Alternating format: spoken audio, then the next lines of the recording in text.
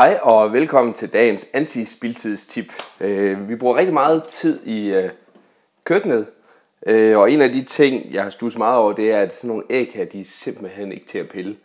De går i stykker, og man bliver bare irriteret. Jeg har luret lidt på nettet og fundet et lille tip, jeg synes, vi lige skal prøve af. Det handler om, at i stedet for at pille skallen, så tager vi simpelthen og puster skallen af. Men lige tapper vi den lige lidt i den ene ende, og lidt i den anden ende.